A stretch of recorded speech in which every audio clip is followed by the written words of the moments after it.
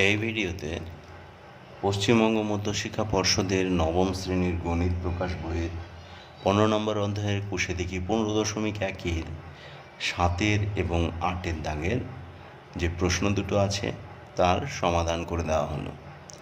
7 দাগের প্রশ্নে কি বলছে? রেহানাদের আয়তাকার বাগানের দৈর্ঘ্য 14 মিটার ও প্রস্থ 12 মিটার। তাহলে রেহানাদের যে বাগানটা হলো তার আকার হচ্ছে আয়তাকার এবং দৈর্ঘ্য 14 মিটার এবং প্রস্থ 12 মিটার। বাগানটির ভেতরের চারিদিকে সমান চওড়া একটা রাস্তা তৈরি করতে প্রতি বর্গ মিটারে 20 টাকা হিসাবে এত টাকা খরচ হলে রাস্তাটি কত চওড়া হিসাব করি। এই যে প্রতি বর্গ মিটার 20 টাকা হিসেবে মোট খরচ হয়েছে 1380 টাকা। এই দুটো তথ্যকে কাজে লাগিয়ে আমি কিন্তু বাগানের ক্ষেত্রফলটা সহজেই বের করে নিতে পারি। তাহলে চলো কিভাবে করছি দেখে নাও। দেখো 7 দাগে রেহানাদের যে বাগানটা আছে তা বলা হয়েছে আয়তাকার। তাহলে এরকম একটা আয়তাকার চিত্র এঁকে ফেলো। এবার বাগানটার দৈর্ঘ্য 14 মিটার, প্রস্থ 12 মিটার, এই বরাবর 14 মিটার আর এই বরাবর 12 মিটার, এটা বইয়ে বলা আছে। এবার বাগানটির ভেতরের চারিদিকে সমান চওড়া ধরে নাও এই যে বাগান, তার ভেতরে চারিদিক বরাবর একটা রাস্তা ছাড়া আছে যেটা সমান চওড়া, কম বেশি চওড়া হবে না, কিন্তু আমার হাতে আঁকার জন্য একটু কম বেশি হয়েই গেল, এতে তোমাদের কোনো সমস্যা হবে না। ঠিক আছে, তোমাদেরকে বোঝানোর জন্যই আমি চিত্রটা আঁকছি। ধরে নাও এই যে রাস্তাটা, এর চওড়া হচ্ছে x মিটার। ঠিক আছে, আবার এখানে বলা আছে 20 টাকা হিসাবে মোট 1380 টাকা খরচ হয়েছে রাস্তা তৈরি করতে, অর্থাৎ এই রাস্তার ক্ষেত্রফল কিন্তু ওই দুটো তথ্যকে কাজে লাগিয়ে পেয়ে যাব। তাহলে যে তথ্যগুলো দেওয়া আছে সেগুলো লিখে নিই। ধরি রাস্তার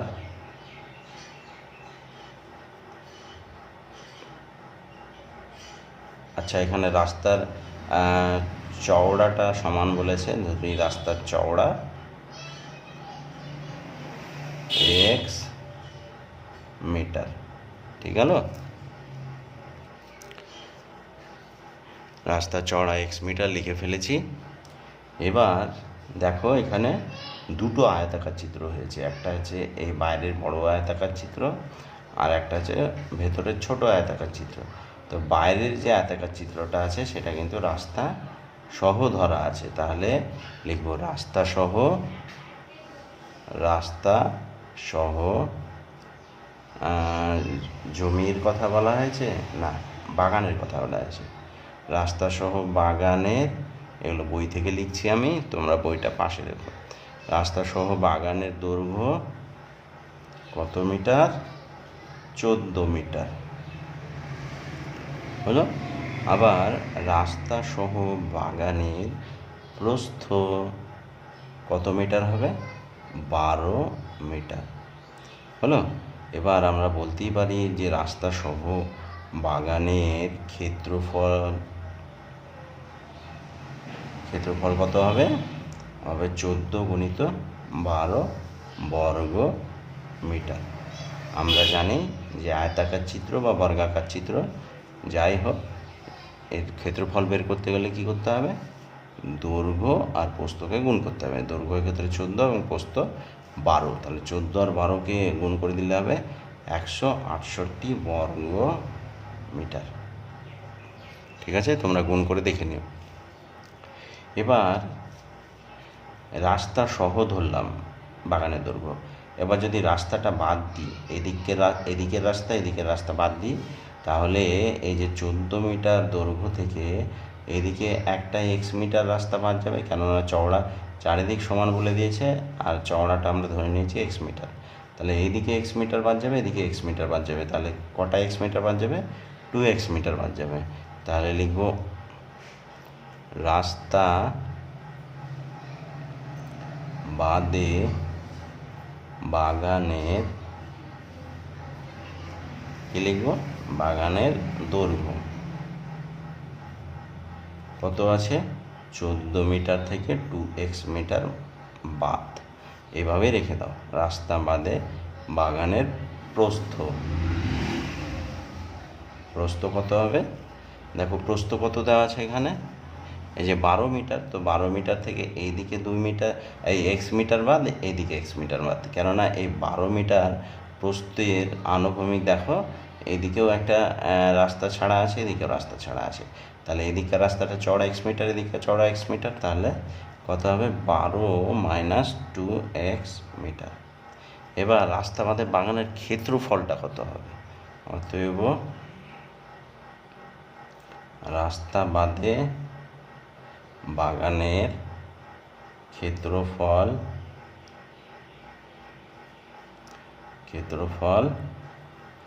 14 minus 2x into 12 minus 2x বর্গ মিটার। এটা হলো দৈর্ঘ্য আর এটা প্রস্থ, ঠিক আছে। দৈর্ঘ্য আর প্রস্থের গুণফল করলে এই চলে আসে। তো এই গুণফলটা আমি একটা অন্য পেজে তোমাদেরকে দেখিয়ে দিচ্ছি কী করে গুণটা করছি।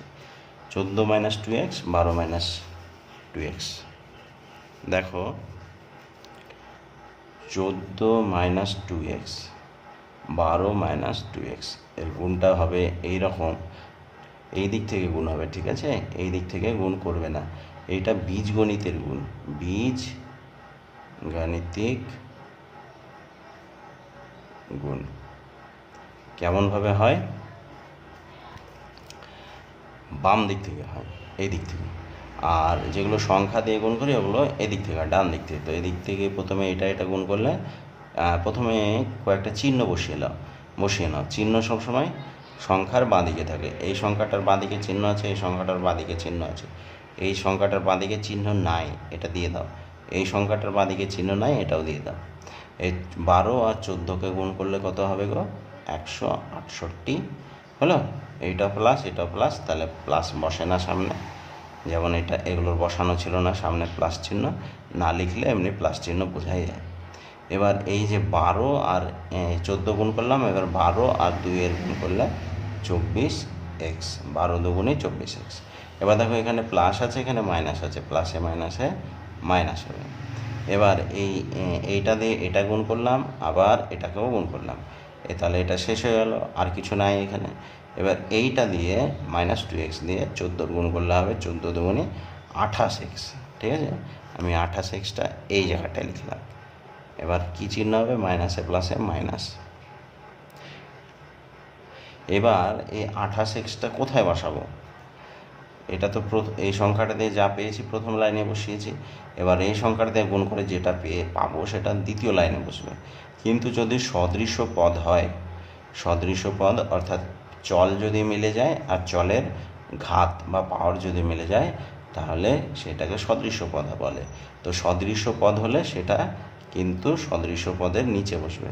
তাহলে দেখো এখানে এক্স আছে, এখানে এক্স আছে, চল মিলে গেল, এখানে ঘাত কিছু নেই, এখানেও ঘাত কিছু নেই, তাহলে মিলে গেল, তাহলে 28xটা এই জায়গাটায় বসবে, মাইনাস 28x হলো। এবার এটা গুণ, মানে এইটা দিয়ে এটাকে গুণ করলাম, এবার এটাকে গুণ করব, 2 দুগুণে 4x স্কোয়ার। আচ্ছা 4x স্কোয়ার আমি এখানে লিখছি। আচ্ছা বলো তো এটা কোথায় বসবে, এটা তো 2 নম্বর লাইনেই বসবে, কিন্তু সদৃশ্য পদ আছে, এটা আর এটা কি সদৃশ্য, না সদৃশ্য নয়। এখানে চল আছে এক্স স্কোয়ার, এখানে চল নেই, তাহলে এখানে ফাঁকা জায়গায় বসবে, কারো নিচে বসবে না। তাহলে মাইনাসে মাইনাসে কী চিহ্ন বসবে, প্লাস 4x স্কোয়ার। এবার কী দাঁড়ালো, 168 মাইনাসে মাইনাসে প্লাস মানে যোগ হয়ে যাবে, তাহলে 28 আর 4 32, 52x। এবার দেখো 28 বড়, তাই 28-এর চিহ্নটা বসবে। এখানে ভেবো না যে মাইনাসে মাইনাসে প্লাস হবে, প্লাস চিহ্ন বসবে, তা না। আর যে সংখ্যা দুটোর মধ্যে যোগ বা বিয়োগ যাই করছো, ঠিক আছে, তো যে সংখ্যাটা তাদের মধ্যে যে সংখ্যাটা বড় সেই চিহ্নটা বসবে। একটা প্লাস 4x স্কোয়ার আছে, থেকে গেল, তাহলে কী পেলাম, 168 minus 52x plus 4x square. এবার এখানে আমরা সেটা বসিয়ে দেবো,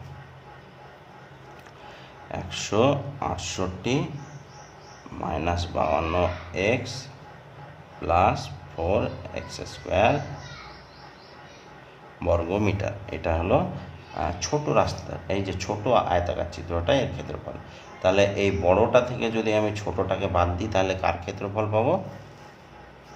বড়টা থেকে ছোটটা বাদ দিলে এই যে এটা হচ্ছে বড়টার ক্ষেত্রফল 168 বর্গমিটার। শর্তানুসারে বড়টা হচ্ছে 168 বিয়োগের পর সবসময় ব্র্যাকেট থাকবে। কি আছে এগুলো যা আছে ছোটোটার ওটা বসে দিলাম 168 মাইনাস 52x প্লাস এটা এক্স কিন্তু তারপরে 4x²। এইটা হয়ে গেল। বড়টা থেকে ছোটটা বাদ দিলাম, তাহলে কি পাওয়া গেল?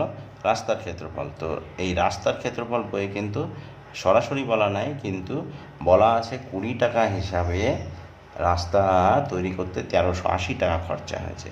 তো আমি যদি এই 1380কে 20 দিয়ে ভাগ করে দিই তাহলে কিন্তু রাস্তার ক্ষেত্রফলটা বেরিয়ে যাবে। তাই এটা আমার বের করা রাস্তার ক্ষেত্রফল আর এটা বইয়ে দেওয়া রাস্তার ক্ষেত্রফল।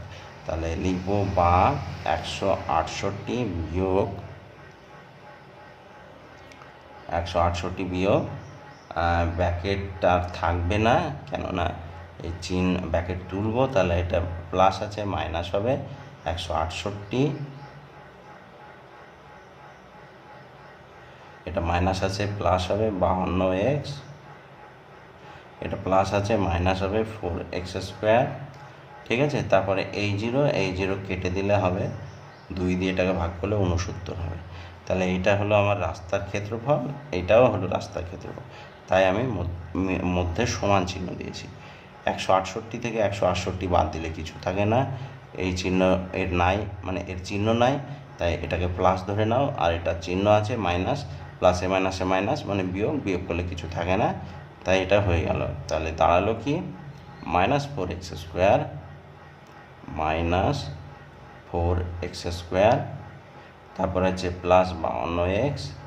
এই লাইনটাকে দেখে দেখে সাজাচ্ছি, x² সামনে, তারপরে এক্সটা, তারপরে আর 69টা এদিকে ছিল, এদিকে নিয়ে চলে এসো, তাহলে সমান সমান 0। এদিকে কিছুই রাখলাম না, 0 হয়ে গেল।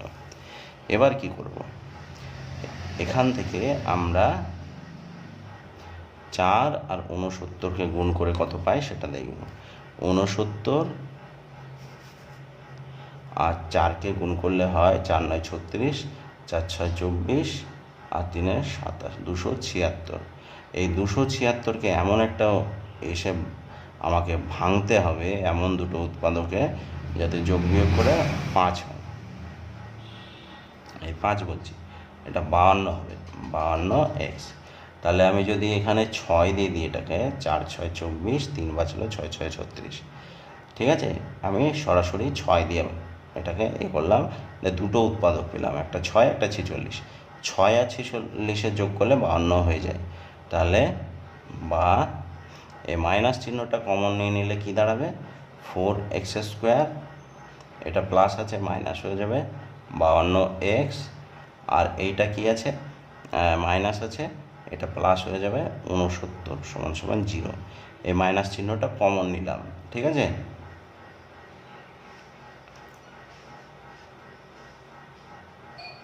কমন নেওয়ার ফলে মাইনাস চিহ্নটা যাবে কোথায়? মাইনাস চিহ্নটা ধরে নাও এর নিচে চলে গেছে, কেননা কমন মানেই হচ্ছে ব্র্যাকেটের বাইরে। তাহলে ব্র্যাকেটের বাইরের ভেতরে কিসের সম্পর্ক থাকে? ধরো একটা সংখ্যা ব্র্যাকেটের বাইরে আছে কিছু এখানে, আর এখানে কিছু ভেতরে আছে, তো এই দুটোর কিসের সম্পর্ক আছে? গুণের আকারে। তাহলে এই যে সমান চিহ্নের বাঁদিককার মাইনাস যদি ডান দিকে নিয়ে আসি তাহলে কী হয়ে যাবে? ভাগের আকারে চলে আসবে।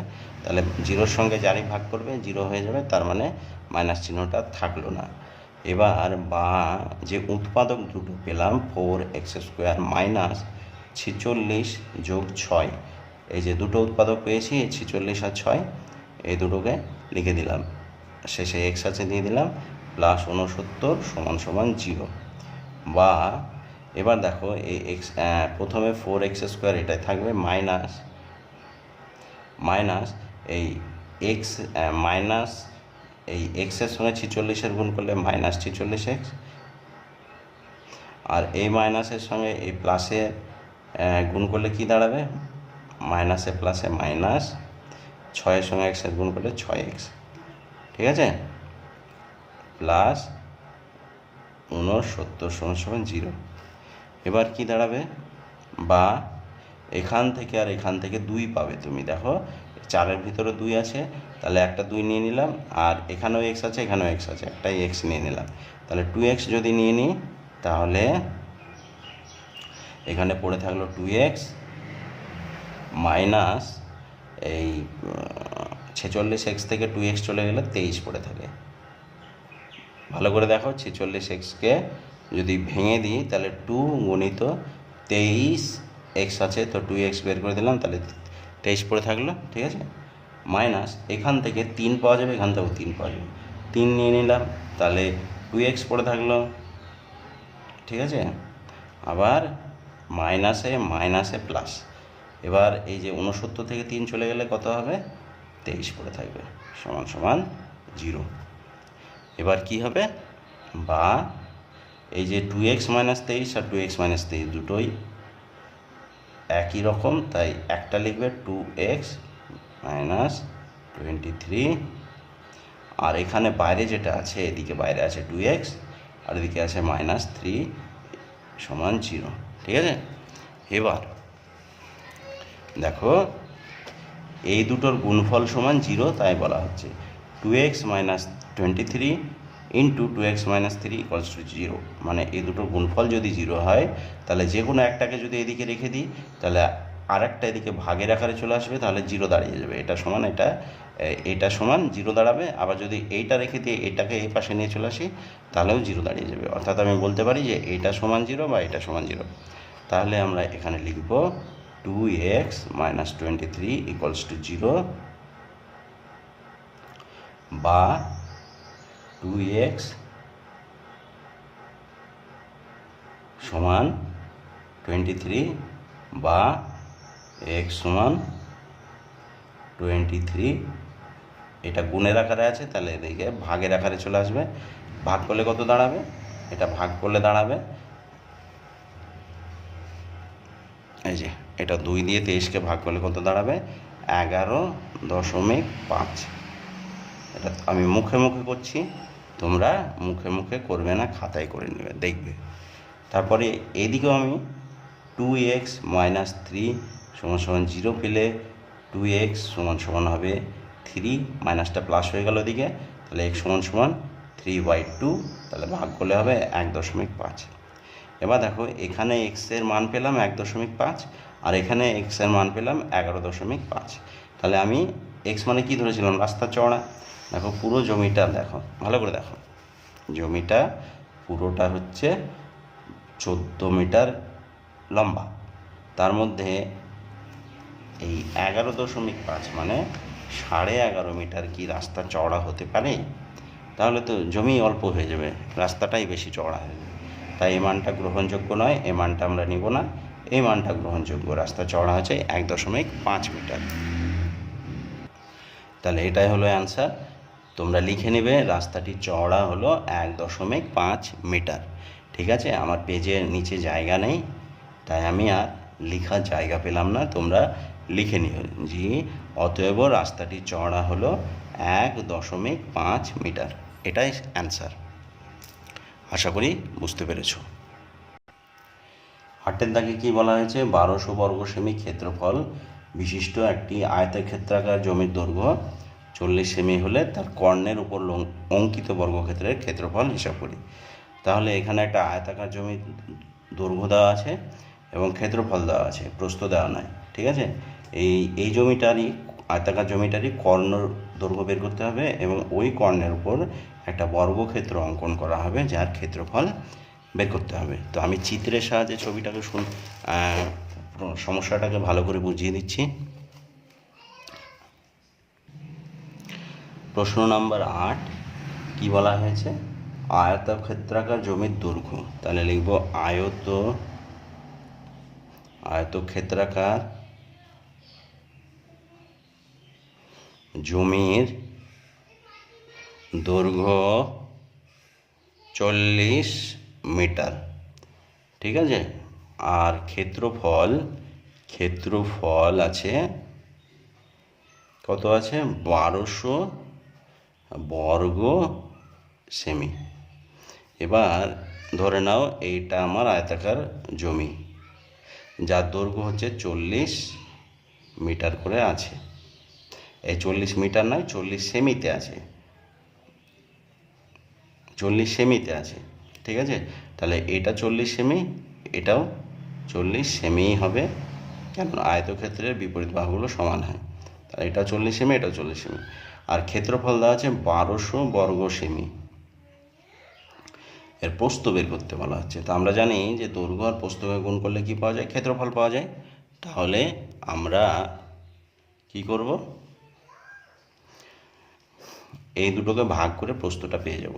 তাহলে লিখব অতএব আয়ত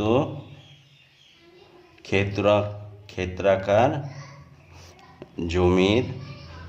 জমির প্রস্থ সমান সমান কত হবে, 1200কে 40 দিয়ে ভাগ করলে যে সেমিটা হবে সেটাই হবে।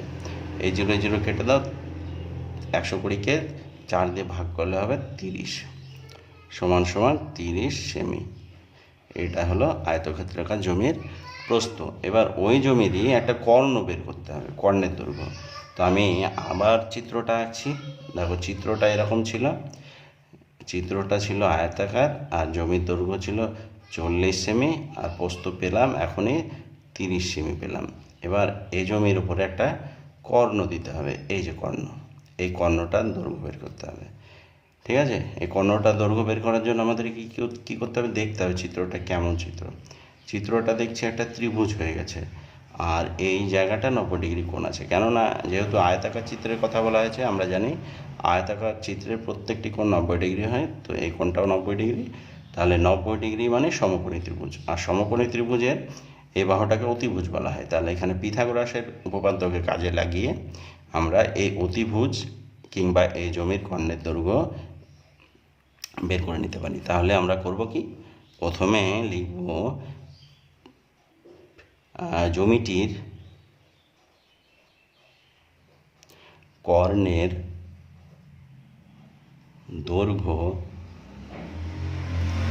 সমান কি পাবো, √ দেব। পিথাগোরাসের সূত্র অনুযায়ী কাজ করছি। পিথাগোরাসের সূত্রটা কি ছিল,